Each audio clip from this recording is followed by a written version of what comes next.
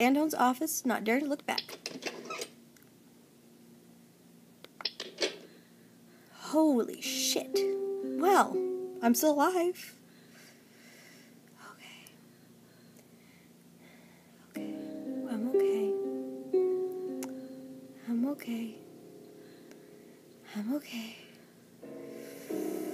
I'm okay. It's okay. He won't find me.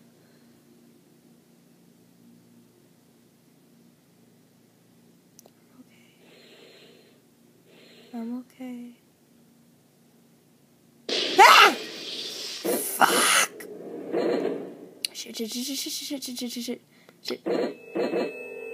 The knife pulled in and out of the door. There was nothing I could do but watch in terror. You know, you're really getting on my nerves, kiddo. And that rarely ever happens. The knife staring and prison out of the heart. You can stop us right now, Chris. You don't have to do this. Think about the people you're hurting. Have mercy on your own race. After my brother. Chris considered his other, jabbing the knife in and out. Your nephew is starting sometime. Honestly, I think if it were to end with just violence, all means for you. And then accusing our own brothers and sisters. Chills ran through my spine. I couldn't conceive the amount of evil he said in that one sentence. We are vampires. We are cruel beasts and monsters of the human race. We may look human, we may speak and eat like humans, but we're far from human.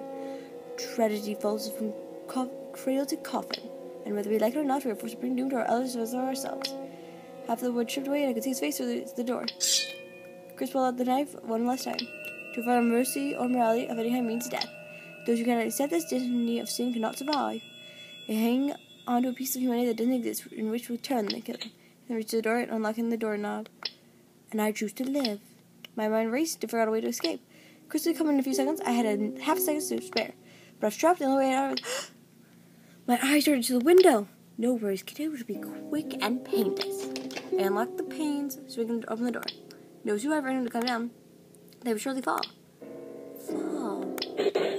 Chris clicked open the spring of the door. I dove behind the office desk, hiding. Chris' line of vision went to the window first. The chase ends here, kiddo. Running's useless now. He marched over the window, looking outside. I crawled out, emerging behind the desk. I will not die. Rolling myself in the door, I lurched forward. The force of my hands knocked him through the open air, and he fell through. I grabbed to the rest, pulling his body down to earth. For a split second, our eyes met. The surprise was clear his face, he had freedom of his own game. Chris's body met the pavement with a sickening crack. I covered my eyes as far as I could see the side of his death. Oop! Knife to the chest. The knife sliced clean through his chest, where his eyes were glued and a fish stared.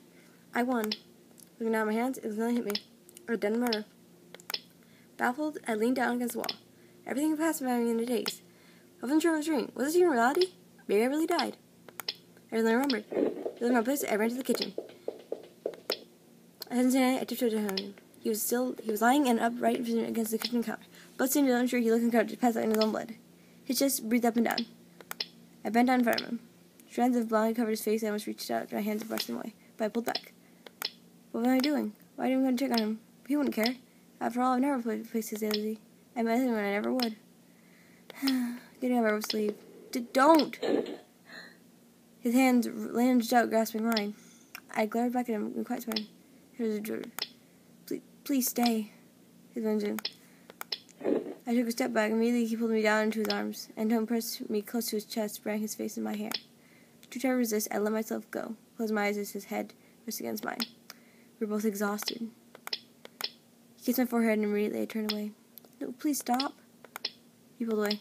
For a while, we just sat there in complete silence. Everything, even the strong stench of blood, didn't faze me. My body was so upset, both physically and emotionally. I'm sorry. I pulled away, not wanting to hear what he had to say, but he locked me in his arms, and I couldn't escape. Please, just hear what I have to say. Before you leave, leave my eyes. Every word he spilled out only ached me further. Nothing he said could alleviate the pain. This is all my fault. I never should have hired you. I laughed humorously. Of course he didn't think good to say. And Tom was very good voice. Listen, please. I should have never hired you when you worked here. You worked hard money for some good, but I hired you because you looked like Izzy. My chest contorted in pain hearing his words. It was too humiliating to bear. I lowered my head. I tried to conceal the tears rolling down my face. Of course, I knew Danny was right. Izzy would never come back. No matter how much of it, I knew deep down that Cabby would never bring her back. I should have moved on, but his hand reached down my covering my face. But then I saw you. I saw the very first and confused. I was so kind yet, though. Just came back with a younger self. He shook my hand. I could have sworn I died, but I resisted. So I was just a replacement for her? Just a copy? Why was your precious Izzy? John paused. His eyes were downcast. He had a faraway look in his eyes. No. No one could have ever replaced her. You could have never taken her place. My chest shuddered as his words crushed my heart. It's like she had never taken yours. I froze. Izzy had everything. She grew up in a perfect life. Her parents loved her, and she never stored her money, stored her anything. You, on the other hand, did nothing. I could completely see in your eyes how much she struggled these days, physically and emotionally. I couldn't help but fall in love with you. Your determined and willpower keep you going, and nothing could have smitten your fame, your spirit. He smiled sadly, patting her behind.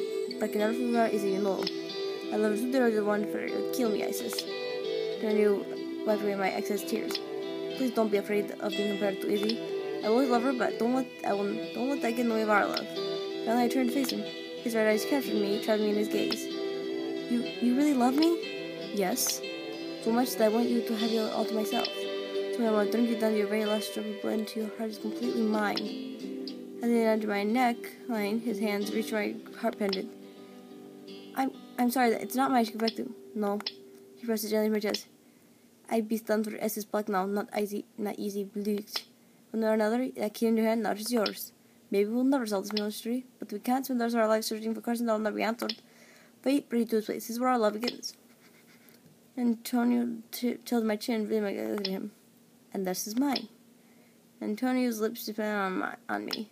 I yielded my lips out trying to taste as much as I could. He turned we singing and cried out in joy that not even the heavens or the earth could have torn us apart.